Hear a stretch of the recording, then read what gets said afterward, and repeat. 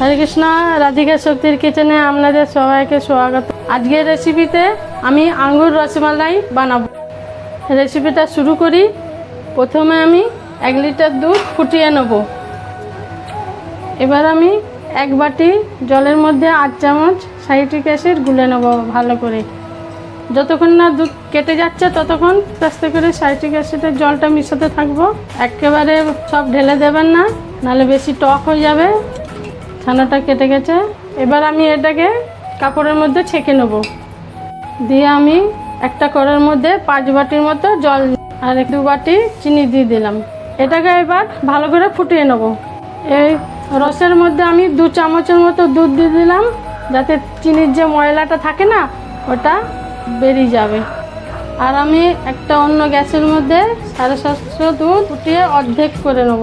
এবার আমি ছানাটাকে হাতের চোটো দিয়ে ভালো করে মেখে সফট করে নেব।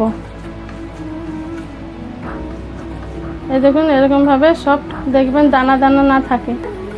এবার আমি ছোট ছোট গোল গোল আঙুরের সাইজের পাকিয়ে নেব।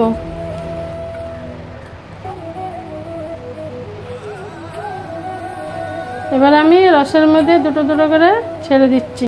ছাড়ার পর ডাবু হাতের পেছনটা দিয়ে ভালো করে নেড়ে দিতে হবে, যাতে বলগুলো না ভেঙে যায়। রসটা দেখুন গাঢ় হয়ে গেছে।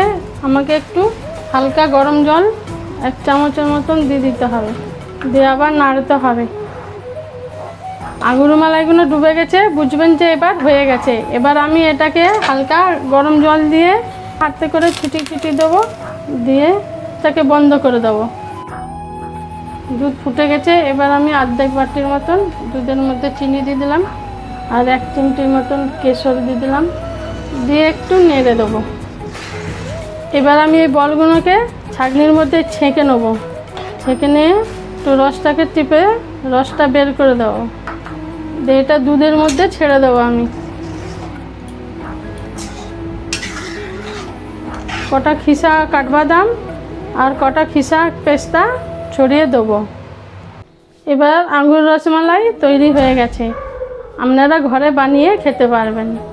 ভালো লাগলে লাইক, শেয়ার আর সাবস্ক্রাইব করে দেবেন। হরে কৃষ্ণ।